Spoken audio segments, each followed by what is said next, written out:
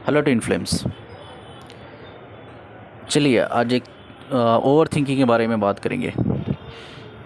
Over thinking को लेकर बहुत सी वीडियो है, लेकिन आज मेरा ओवर थिंकिंग को लेकर वीडियो बनाना एक मकसद है। ठीक है, तो उसी मकसद से आज वीडियो बना रहा हूँ। देखिए, मकसद ये है कि सबको पता है ओवर थिंकिंग क्या होती है और बहुत से वीडियोस भी मिलेंगे आपको ओवर थिंकिंग के बारे में। मेरा मकसद ये है कि आपको बताना है कि ओवर थिंकिंग एक्चुअली एक साइकोलॉजिकल प्रॉब्लम है, एक इंटरनल प्रॉब्लम है इंसानों का। और ओवर थिंकिंग बिल्ड कैसा होती है, उसके क्या नुकसानात हैं, डिसएडवांटेजेस क्या है, और तीसरा हम बात करेंगे उसको रोका कैसा जा सकता है। ठीक है, मैं ये तो नहीं बताऊंगी ओवर थिंकिंग क्या है। ओवर थिंकिंग क्या है आपको पता है। ठीक है, जैसा मैंने कहा कि इंटरनल प्रॉब्लम्स होती है, एक साइकोलॉजिकल प्रॉब्लम्स होती है। ठीक है, एक इमोशनल इम्बैलेंस प्रॉब्लम होती है। ठीक है, कभी कभी एक फ़िज़िकल लेवल पे भी हम देखा जाए तो वो भी एक हार्मोनल प्रॉब्लम्स होती है। जैसा हार्मोनल इम्बैलेंस होते हैं जिसकी वजह से मूड शिफ्ट्स होते हैं, मूड्स जो होते हैं इंसान के शिफ्ट होते रहते हैं, तो वो भी हम कह सकते हैं। चलिए पहले इंटरनल प्रॉब्लम्स के बारे में बात करेंगे, वो किस तरह से बिल्ड होती है। वो इंटरनल इसलिए मैं कह रहा हूँ क्योंकि fears is not real, actually inbuilt होते हैं, यानी कि कहीं ना कहीं सेल्फ क्रिएटेड होते हैं। तो इनसिक्योरिटीज़ या सेल्फ क्रिएटेड ये भी कोई रियलिटी नहीं है। फियर्स और insecurity is not reality, is not real, it's not also illusion. मैं ये भी नहीं कहूँगा इल्यूशन है, but it is actually a self created. ठीक है, low confidence and self esteem, low self esteem. ठीक है, lack of knowledge and ideas, ये सब चीज़ें हैं जिसकी वजह से हमारे अंदर ओवर थिंकिंग बिल्ड होती है। ठीक है, अब उससे नुकसानात क्या है। बहुत बड़ा नुकसानात यह है कि एनर्जी ड्रेन होती है, चाहे वो फिज़िकल लेवल पे हो, साइकोलॉजिकल लेवल पे हो, इमोशनल लेवल पे हो, या मेंटल हेल्थ के लेवल पे हो। ठीक है, तो किस तरह से एनर्जी ड्रेन होती है। देखिए, हमारा माइंड जो होता है ना, हमारा माइंड का एक नेचुरल प्रोसेस है। वो है जो भी इंफॉर्मेशन हम रिसीव करते हैं या इंफॉर्मेशन जो हमें फीड किया जाता है, उस इंफॉर्मेशंस को हमारा ब्रेन लेकर उस पर काम करके उसको प्रोसेस करता है। किस तरह से प्रोसेस करता है? थॉट्स के थ्रू। ठीक है, एक बिलीफ्स के थ्रू। ठीक है, बिलीफ्स के थ्रू, थॉट्स के थ्रू वो प्रोसेस करता है। ठीक है, वो प्रोसेस कर जो इंफॉर्मेशन वो लेता है वो किस बेस पे होते हैं, किस बेस पे लेता है। ठीक है, चाहे वो इंफॉर्मेशन आप खुद डेवलप कर रहे हो, आपको सोसाइटी से मिली है, पेरेंट्स से मिली है, रिलेटिव से मिली है, या आपके फ्रेंड्स ग्रुप से मिली है, या सराउंडिंग्स में आपकी जो ऑफिस में हो आप, या सराउंडिंग्स में जो भी लोग हो जिसके साथ भी आप कन्वर्सेशन रखते हो, तो जो भी इंफॉर्मेशन आप रिसीव करते हो, चाहे वो इंटरनेट भी क्यों ना हो। ठीक है, यूट्यूब क्यों ना, इंटरनेट मतलब ये सब चीज़ें आ जाती है, सोशल मीडिया प्लेटफॉर्म, यूट्यूब, ये सब आ जाता है। ठीक है, तो जो भी इंफॉर्मेशन आप रिसीव करते हो, ठीक है, वो इंफॉर्मेशन को वो रिसीव करते, जैसा मैंने बताया कि माइंड एक्चुअली एक माइंड को पता नहीं रहता कि भाई सही क्या है गलत क्या है।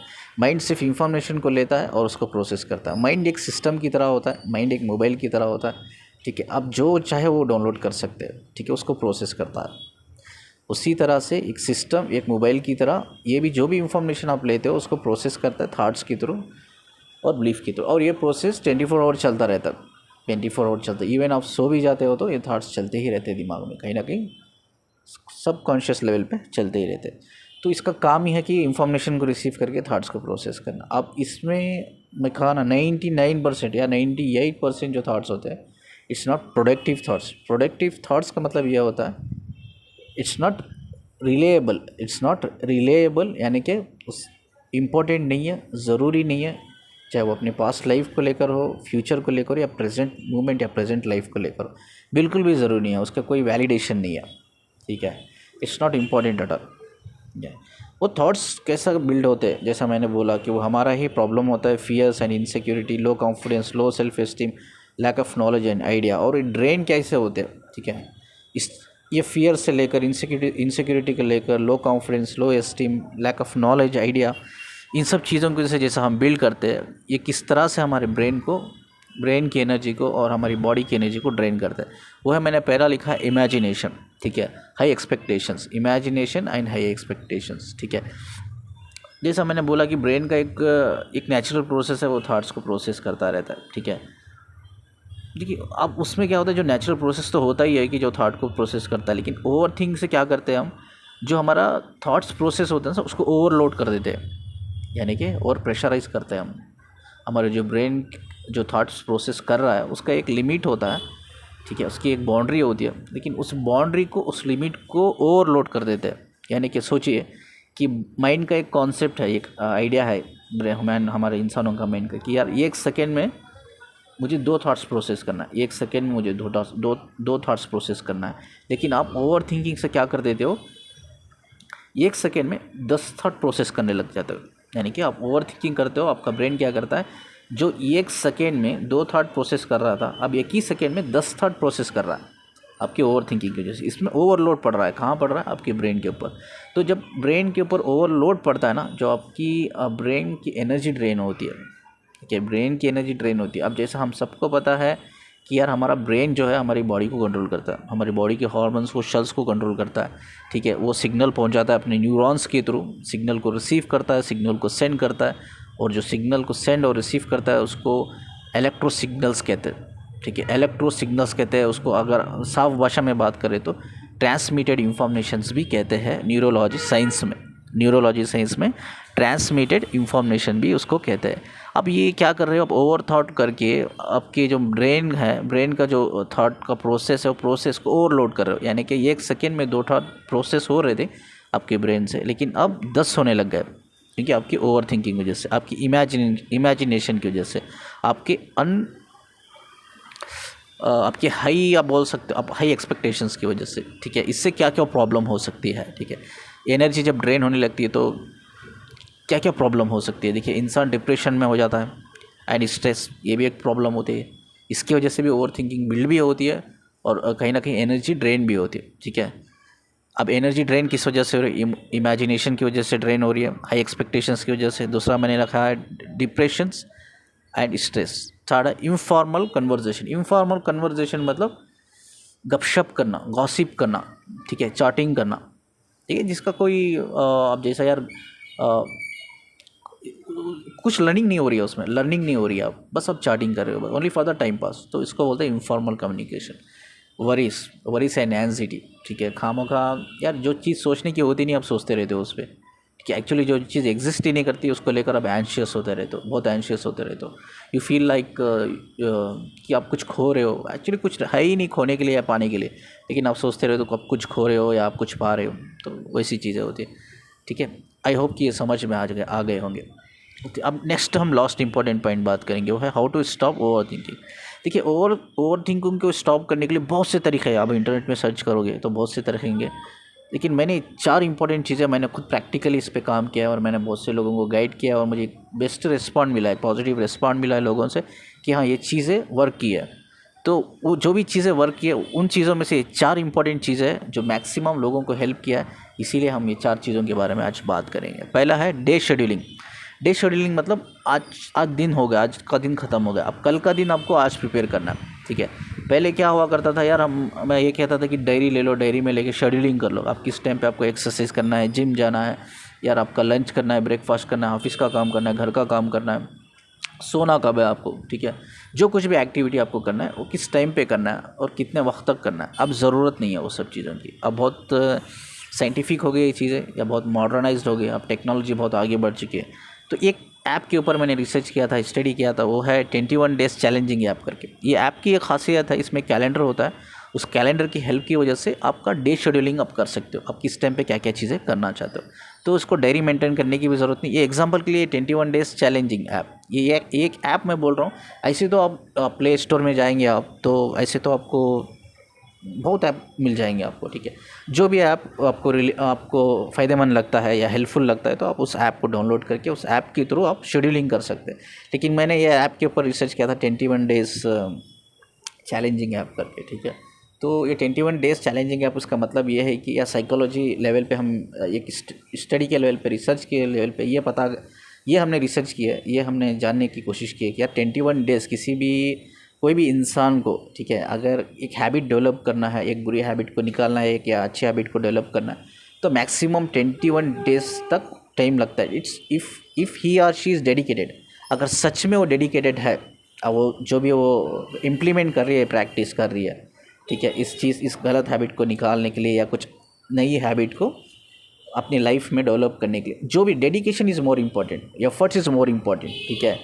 तो सिर्फ ऐप डाउनलोड करने से, शेड्यूलिंग करने से इस डज नॉट वर्क। आपको डेडिकेशन चाहिए, एफर्ट्स चाहिए, देन ओनली चीज़ें, एक नई हैबिट आपके अंदर डेवलप होती है, एक बुरी हैबिट आपके अंदर से जाती है। यही एक आइडियोलॉजी था। आप डायरी मेंटेन करने की ज़रूरत नहीं है। ऐसे बहुत से ऐप आपको प्ले स्टोर में मिलेंगे, लेकिन ये ऐप का एग्जांपल मैं दे रहा हूँ क्योंकि ये हेल्पफुल लगा मुझे, ठीक है। सेकेंड हम बात करेंगे 3 मिनट्स इनहेल और एक्सेल। ये बहुत से लोग बोलते हैं मेडिटेशन में, ठीक है।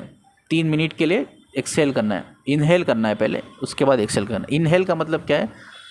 खींच के सांस लेना है, खींच के सांस लेना, वो सांस को 3 सेकेंड तक नहीं छोड़ना है। I think I have written something mistake here, 3 minutes नहीं 3 सेकेंड्स होना चाहिए। मैंने 3 मिनट्स लिखा, आई विल चेंज दिस, ठीक है। तो 3 सेकेंड्स के लिए आपको इनहेल करना है। इनहेल मतलब खींच के सांस लेना है और उस सांस को पकड़ के रहना है 3 सेकेंड्स के लिए, और 2 से 3 सेकेंड के लिए। तो 2 से 3 सेकेंड के लिए आप होल्ड करके बाद उसको धीरे धीरे करके एक्सेल करना है, यानी कि रिलीज़ करना है, ठीक है। इससे क्या होता है, बहुत से लोग तो बोला होगा आपके करने के लिए, it's a very common point, लेकिन आज मैं इसके पीछे एक राज बताता हूँ। तो इससे क्या बेनिफिट मिलती है करके, ठीक है। जो ओवरलोड होता है, जैसा मैंने कहा कि यार आपका 1 सेकेंड में 2 थॉट प्रोसेस कर रहा है आपका ब्रेन, तो आप ओवर थिंकिंग से 10 थॉट प्रोसेस करा रहे हो, तो जो एनर्जी ड्रेन हो रही है जो ओवरलोड की वजह से, तो क्या होता है, जिस तरह से आप सांस को लेते हैं, इनहेल करते हैं, होल्ड करते हैं 2 से 3 सेकेंड के लिए, तो आपकी ब्रेन को ऑक्सीजन पहुंचना कम हो जाता है, ऑक्सीजन पहुंचता नहीं, जिसकी वजह से आपका थॉट प्रोसेस 2 से 3 सेकेंड के लिए रुक जाता है, ठीक है। ये एक बार नहीं है, जब भी आप फ्री रहेंगे यार, जब भी आप रिलैक्स मूड में रहेंगे, या जब भी आप घर में हो, ऑफिस में हो, आपके पास वक्त रहेगा, आपके पास काम नहीं रहेगा, आप फ्री हो, तो ये प्रैक्टिस करते रहना है, दिन से शाम तक प्रैक्टिस करते रहना है। जिससे क्या होता है, आपकी ब्रेन को ऑक्सीजन रुक जाता है, रुक जाने से क्या होता है, आपका जो थॉट प्रोसेस होता है 2 से 3 सेकेंड के लिए कम हो जाता है। जैसा कि ये आपका ब्रेन जो है 1 सेकेंड में 10 थॉट प्रोसेस कर रहा है, तो प्रोसेस का जो ओवरलोड होता है कम हो जाता है, यानी कि माइट भी 10 थॉट प्रोसेस कर रहा है 1 सेकेंड में, वो 5 थॉट्स को आ जाएगा, पहले 8 थॉट्स को आ जाएगा, बाद 6 थॉट्स को आ जाएगा, या बाद 4 थॉट्स को आ जाएगा, बाद ऑलमोस्ट कि आपको यार थॉट्स कम ही हो जाएंगे। पहले तो ये 1-2 थॉट्स आएंगे, बाद वो भी कम हो जाएंगे, नेगेटिव थॉट्स या ओवर थॉट्स आने का कम हो जाए। क्यों? क्योंकि जिस तरह से आप होल्ड करते हो 2-3 सेकेंड के लिए इस अपनी सांस को, ब्रेन को ऑक्सीजन नहीं पहुंचता, ऑक्सीजन नहीं पहुंचने की वजह से वो थॉट प्रोसेस रुक जाता है, ठीक है। जिससे क्या होता है, ब्रेन का जो ओवरलोड होता है ना, तो जो एनर्जी ड्रेन होती है ना, वो रिलीज़ हो जाती है, ठीक है। ब्रेन का ओवरलोड रिलीज़ हो जाता है, उसमें थॉट प्रोसेस में आपके थॉट्स कम हो जाते हैं, एक ग्रेजुअली कम हो जाते हैं, ठीक है। दिस इज़ ए प्रैक्टिस, एक बार 2 बार करने से नहीं होता। दिन में आपको जब भी आप फ्री रहे तो you should implement this practice again and again, तो ये चीज़ भी काम करती है। तो आई होप कि किसी ने ये नहीं बताया कि क्यों आपको 2-3 सेकेंड के लिए होल्ड करना है, इसके पीछे पर्पस क्या है, तो ये पर्पस है, ठीक है। लास्ट हम बात करते, this is also very good benefit, ठीक है। ये बहुत बेनिफिट देता है, हेल्प करता है एक्चुअली। यह है मंत्रा चैंटिंग मेडिटेशन, ठीक है। जो भी आप दुआ करते हो, कोई ऐसी दुआ है जो आपको रिलैक्स फील करती है, पीसफुल फील करती है, तो उस दुआ को आप पढ़ सकते हो बार बार। पढ़ने का मतलब ऐसा नहीं कि भाई आप दिमाग में कुछ और चल रहा है, कुछ और सोच रहे हो, लेकिन दुआ आप पढ़ते रहो, ऐसा नहीं। जब पढ़ रहे हो ना आप, वो दुआ को भी आपको सुनना है, पूरा 100% फोकस देकर आप दुआ को भी वो सुनना है, ठीक है। मंत्रा चैटिंग आप कर सकते हो, ठीक है। दुआ आप पढ़ सकते हो, या कोई ओम का मंत्रा चैटिंग लोग करते हैं, या और कोई भी आपका रिलीजियस में मंत्रा चैटिंग दिया हुआ है जो आप ऑलरेडी कर रहे हो, या करने से आपको बहुत पीसफुल फील होता है, तो देन इट्स कंटिन्यू करो। लेकिन कंडीशन ये है, जब आप पढ़ते हो यू शुड बी फोकस, यानी कि जो भी आप पढ़ रहे हो ना, तो वो आपकी कानों में आवाज़ जाती रहना है, सुनते रहना है, उसके अलावा कुछ भी नहीं आना चाहिए आपके दिमाग में। सिर्फ आप पढ़ रहे हो और सुन रहे हो, आप खुद पढ़ रहे हो, आप खुद सुन रहे हो। ऐसा नहीं कि आप पढ़ रहे हो और दिमाग में कुछ और चल रहा है और कुछ और सोच रहे हो, सिर्फ पढ़ रहे हो, ज़ुबान चल रही है। जैसा हम मगअप करते हैं ना, जैसे एग्ज़ाम के लिए, एग्ज़ाम जब आता है ना, तो हम मगअप करते, तो याद तो कुछ नहीं रहता, सिर्फ याद हम पढ़ते रहते, हम समझते नहीं है कि यार हम पढ़ रहे क्या है, हम ये समझते नहीं, लेकिन हम मगअप करते रहते हैं, यानी कि पढ़ते रहते हैं, वो पढ़ते रहते कि हमारे दिमाग में जाए, कहीं ना कहीं वो रिकॉर्ड हो जाए, रिकॉर्ड हो जाए, कैसेट की तरह, एक सॉन्ग की तरह हमारे गाना हमारे माइंड में रिकॉर्ड हो जाए। और वो जो रिकॉर्डिंग होती है, वो जो एग्ज़ाम का पेपर जब हमें मिलता है, जब एग्ज़ाम का पेपर हमें मिलता है, क्वेश्चन पेपर, वो रिकॉर्डिंग को हम प्ले करने रखते हैं। और जो भी वो रिकॉर्डिंग में प्ले करने इस टाइम जो भी चीज़ें आती है ना, वो आप लिख देते हो। और वो मुश्किल से 1-2 दिन तक आपको याद रहती है। तीसरे दिन कोई भी आपको कोई क्वेश्चन पूछे तो क्वेश्चन का आंसर आपको याद नहीं होता। वो रिकॉर्डिंग है, सिर्फ आप मगअप कर रहे हो, रिकॉर्डिंग कर रहे हो। तो वैसा नहीं होना चाहिए कि आप पढ़ रहे हो, आप सुन रहे हो और आप समझ में भी आ रहा है कि आप क्या पढ़ रहे हो, उसका मतलब क्या है ये भी आपको समझ में आए। तो you should be very conscious, ये चीज़ को लेकर कॉन्शियस होना इट्स मोर इम्पॉर्टेंट, ठीक है। तो चलिए, और एक ये है thinking on your own thoughts, conscious रहना, पॉजिटिव रहना। हम बोलते हैं ना पॉजिटिव रहो यार, पॉजिटिव रहो यार। तो उसका मतलब ये है thinking on your own thoughts, कि आपके माइंड को ऑब्जर्वेशन में रखना आपको, ठीक है। अब जैसा एक आईसीयू में एक जो सीरियस पेशेंट होता है, अब उसको हम आईसीयू में रखते हैं। आईसीयू में जब रखते हैं तो बहुत से डॉक्टर ऑब्जर्व करते रहते हैं उस पेशेंट की कंडीशन को, ऑब्जर्वेशन में रख देते हैं उसको। आईसीयू का मतलब हाई, आईसीयू में मतलब उसको ऑब्जर्वेशन में रख देते हैं। इसी तरह से आपकी जो थॉट्स आते रहते हैं, प्रोसेस होते हैं, उसको ऑब्जर्व करता रहना, ऑब्जर्व करता रहना। You should catch your thoughts, catch करना है आपको, सोचना है thoughts, thinking on your own thoughts. इसका मतलब ये है कॉन्शियस रहना अपने थॉट्स को लेकर, पॉजिटिव रहना, ठीक है, पॉजिटिव रहना। इसको thinking on your own thoughts, इसका मतलब यही है। Thinking on your own thoughts मतलब आपके थॉट्स के ऊपर ही सोचना कि यार ये थॉट्स मुझे आया है तो क्या ये ज़रूरी है। अब एग्जाम्पल के लिए मैं बोलता हूँ कि ओवर थॉट्स कैसा बिल्ड होता है। अब सोचो कि यार मैं एक कॉम्पिटिटिव एग्ज़ाम देने के लिए जा रहा हूँ, क्योंकि मुझे एक हाई प्रोफाइल जॉब की ज़रूरत है, और हाई प्रोफाइल जॉब के लिए मुझे एक अच्छा परसेंटेज की ज़रूरत है। तो अब मुझे कॉम्पिटिटिव एग्ज़ाम देने के लिए जा रहा हूँ, तो मेरे लिए प्रायोरिटी है कि पास तो मुझे करना ही है, लेकिन हाई परसेंटेज। अब सोचो कि मैंने जो भी मेरे सिलेबस थे उन्हें मैंने पढ़ लिया, बाहर से जो भी किताबें थे वो भी पढ़ लिया, मैंने न्यूज़पेपर पढ़ लिया। आपको पता है कॉम्पिटिटिव एग्ज़ाम में मतलब क्वेश्चन कहीं से भी आ सकते हैं, कहीं से भी। ऐसा नहीं कि आपको एक किताब दिया गया है वही किताब में मिलेंगे, ऐसा नहीं। माइट भी न्यूज़पेपर से भी आपको क्वेश्चंस दे सकते हैं, प्रैक्टिकल क्वेश्चंस भी होते हैं, बहुत ट्रिकी क्वेश्चंस होते हैं, बड़े लॉजिकल होते हैं, कुछ सेंसिटिव क्वेश्चंस होते हैं। तो एक जाग्राफिकल क्वेश्चंस होते हैं, बहुत से अलग अलग सब्जेक्ट को, टॉपिक को लेकर अलग अलग जगहों से वो क्वेश्चंस आते रहते हैं। कॉम्पिटिटिव एग्ज़ाम में इतना आसान तो नहीं रहेगा कि अलग अलग क्वेश्चंस रहेंगे, ठीक है। तो चीज़ ये है, अब चीज़ ये है कि भाई अब मैं एक हाई प्रोफाइल जॉब चाहिए, अब मुझे कॉम्पिटिटिव एग्ज़ाम फेस कर रहा हूँ, तो अब मुझे क्या करना है, मुझे 100% देना है बस। मुझे जितना हो सके यार, चाहे वो इंटरनेट से हो, बाहर की किताबों से हो, न्यूज़पेपर से हो, कहीं से भी जो सोर्स अगर मुझे लगे कि यहाँ से मुझे क्वेश्चन आ सकते हैं, तो मुझे क्वेश्चंस को स्टडी करना है, आंसर्स को स्टडी करना है, ठीक है। तो ये चीज़ है। अब मैं क्या सोच रहा हूँ, पहला ओवर थॉट्स के बारे में। ऐसे तो ओवर थॉट्स बहुत आते हैं, मैं एक 5 ओवर थॉट्स यहीं आपको सुना देता हूँ किस तरह से बिल्ड होता है ओवर थिंकिंग, ठीक है। पहला मैं सोच रहा हूँ भाई, अब मैं जो कुछ क्वेश्चंस मैं प्रिपेयर कर रहा हूँ, आंसर प्रिपेयर कर रहा हूँ, क्या वो आएंगे या नहीं, ये ओवर थॉट्स है। ज़रूरी नहीं है मुझे आएंगे नहीं आएंगे, दैट इज़ नॉट इम्पॉर्टेंट। मुझे बस एफर्ट्स कर डालना है, मुझे ट्राई करना है, 200% ट्राई करना है कि यार जहाँ से भी हो सके मैं क्वेश्चंस को ढूंढूँ, कहाँ से भी मैं निकालूँ, बस मैं स्टडी करके परफेक्ट अपने आप को एक कॉन्फिडेंट पैदा करूँ अपने अंदर। तो ये मेरा एक्चुअली पर्पज़ होना चाहिए। ये मेरा पहला ओवर थॉट्स क्या है, यार क्वेश्चंस पता नहीं जो मैं पढ़ रहा हूँ आएंगे या नहीं, ठीक है।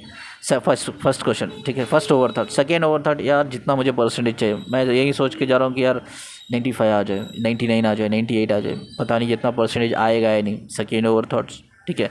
थर्ड ओवर थॉट्स, यार मैं क्लियर ही कर पाऊँगा या नहीं, थर्ड मैं क्लियर ही कर पाऊँगा नहीं थर्ड्स को, ठीक है। Third over thoughts. फोर्थ, यार पता नहीं यार बड़ा ही एंशियस फील कर रहा हूँ, बड़ा ही नर्वस फील कर रहा हूँ, वो पता नहीं यार मैं एग्ज़ाम भी दे पाऊँगा या नहीं, मैं एग्ज़ाम को भी जा पाऊँगा नहीं, एग्ज़ाम में बैठ पाऊँगा या नहीं, ठीक है। Fourth over thought. Fifth over thought, यार चलो इन केस मैंने क्लियर भी कर लिया, कॉम्पिटिटिव एग्ज़ाम क्लियर भी कर लिया मैंने, रैंकिंग अच्छी आएगी नहीं, परसेंटेज अच्छा आएगी नहीं, यार अच्छा परसेंटेज रैंकिंग भी अच्छी आएगी तो यार जॉब तो जो मुझे चाहिए वो तो मिलेगी ना, जो रिलीवेंट जॉब मैं ढूंढ रहा हूँ वो तो मिलेगी ना यार, वो तो मेरे ही सिटी में मिलेगी ना, कहीं मुझे ट्रांसफ़र तो नहीं कर दिया जाएगा अलग स्टेट को, अलग सिटी को, ठीक है। मुझे फैमिली से दूर जाना पड़ेगा, कॉम्पिटिटिव जॉब है, ठीक है, आपको ट्रांसफ़र भी किया जा सकता है, ठीक है। तो ये 5 ओवर थॉट्स आपको गिना दिए मैंने। ऐसे तो और निकलेंगे आपके दिमाग में, और निकलेंगे, लेकिन 5 ओवर थॉट्स मैंने आपको गिना दिया है, ठीक है। ये ओवर थॉट्स क्या होते हैं, ये सिर्फ ओवर थॉट्स है, आपके ब्रेन की एनर्जी को ड्रेन करती रहती है, आपकी फिजिकल हेल्थ, मेंटल हेल्थ को ड्रेन करती रहती है। तो ये चीज़ हमें, दैट इज़ नॉट इम्पॉर्टेंट। अब मेरे लिए इंपॉर्टेंट क्या है, यार मैंने डिसाइड कर लिया है कि मुझे कॉम्पिटिटिव एग्ज़ाम देना है, मुझे एक हाई प्रोफाइल जॉब चाहिए, मैंने डिसाइड कर लिया। अब डज़ नॉट मैटर, ये सब चीज़ें मुझे पता है ऑलरेडी, मुझे पता है यार एग्ज़ाम डिफ़िकल्ट रहेगा, मुझे पता है यार मुझे परसेंटेज आएगा नहीं आएगा, ये भी डिफ़िकल्ट चीज़ है, ये भी एक बिग टॉस है, ठीक है। ये भी हो सकता है मुझे सेम स्टेट में या सेम सिटी में मेरा हो, या दूसरे स्टेट दूसरे सिटी को भी ट्रांसफ़र किया जाए। ये भी हो सकता है कि यार मैं नर्वसनेस फील करूँगा क्योंकि कॉम्पिटिटिव एग्ज़ाम है। ये भी हो सकता है कि जो क्वेश्चंस मैंने स्टडी किया माइट भी वो नहीं आएंगे, ठीक है। वो सब नहीं सोचना चाहिए, that is not more important कि आपका पर्पज़ क्या है। 100-200% देना, यू शुड क्लियर है, नहीं हो क्लियर करना, हाई परसेंटेज लाना है, दैट इज़ योर पर्पज़। आपको बस 100% देना और कुछ भी नहीं सोचना। ये है आपका पॉजिटिव एटीट्यूड, ये है आपके thinking on your own thoughts, being conscious on your job, being conscious on your work. लेकिन आप क्या सोच रहे हो उसी चीज़ को लेकर, आप 5 थाट मैंने इधर ही बैठे बैठे 5 ओवर थाट्स मैंने गिना दिया आपको, ऐसे तो बहुत निकल जाएंगे। तो इसमें क्या होता है, जो ब्रेन का प्रोसेस होता है, जो थाट को प्रोसेस करता है, जो ब्रेन का काम होता है थाट को प्रोसेस करता है, सोचो सेकेंड में 2 थाट प्रोसेस कराते 10 थाट प्रोसेस करने लग जाता है। इससे क्या होती है, आपकी ड्रेन हो जाती है, एनर्जी ड्रेन होती है मेंटली या फिजिकली। इससे बहुत से नुकसान होते हैं, जैसे हमने बात की, चाहे वो डिप्रेशन हो, एंजाइटी हो, स्ट्रेस हो, ठीक है, वरीज पैदा होती है, और इनफॉर्मल कम्युनिकेशंस इसमें पैदा होते हैं, इंफॉर्मेशन थॉट्स आइडियाज़ पैदा होते हैं, ठीक है, इमेजिनेशंस क्रिएट होता है, एक्सपेक्टेशंस बिल्ड होते हैं, ठीक है। कभी एक्सपेक्टेशंस हाई बिल्ड होने से प्रेशर बढ़ता है, या कभी एक्सपेक्टेशंस लो होने से आपका सेल्फ इस्टीम डाउन होता है। तो ये चीज़ एक्चुअली है। तो मेरा पर्पस ये वीडियो बनाने का यही था कि यार मुझे ये नहीं समझाना है आपको कि ओवर थाट क्या होता है, मुझे बस आपको ये समझाना है कि ओवर थाट बिल्ड कैसे होते हैं, ओवर थाट का नुकसानात क्या है, और ओवर थाट्स को किस तरह से हम रोका जा सकता है। जो मैंने 4 पॉइंट्स बोले हैं, डे शेड्यूलिंग, जो 21 डेज चैलेंजिंग ऐप आप कर सकते हो, या कोई दूसरा ऐप भी आप डाउनलोड कर सकते हो प्ले स्टोर से। तीसरा मैंने बोला 3 सेकेंड के लिए आप इनहेल एक्सेल करना है, 3 सेकेंड के लिए तो बेस्ट एक्चुअली, जिससे ऑक्सीजन नहीं पहुंचता है तो कहीं ना कहीं आपका ब्रेन 2 से 3 सेकेंड तक रुक जाता है, यानी कि थॉट प्रोसेस रुक जाता है। तो आपको ये जो एनर्जी ड्रेन हो रही है उससे छुटकारा मिल जाता है। आपके थॉट जो 2 सेकेंड में 1 सेकेंड में 2 आने वाले 10 आ रहे हैं, तो वो कम हो जाते हैं, उसके नंबर्स कम हो जाते हैं। तो मैंने उसके बाद ये कहा है कि यार thinking on your own thoughts, या ऑफ कोर्स इज़ पॉसिबल कि आपको कॉन्शियस रहना, पॉजिटिव रहना। दूसरा है मंत्रा चैंटिंग मेडिटेशन, ठीक है। आई होप कि आई हैव कि जो भी इंफॉर्मेशन है जो मैंने क्लियर किया है इसमें, जो भी पॉजिटिव इंफॉर्मेशन जिसको आपको जाके बहुत हेल्पफुल, मेरी इंफॉर्मेशन से आपको बहुत हेल्प मिले कि समझने में कि ओवर थॉट्स कैसा बिल्ड होता है, इसको कैसा रोकना है, इसके नुकसानात क्या है। शुक्रिया जी मुझे सुनने के लिए।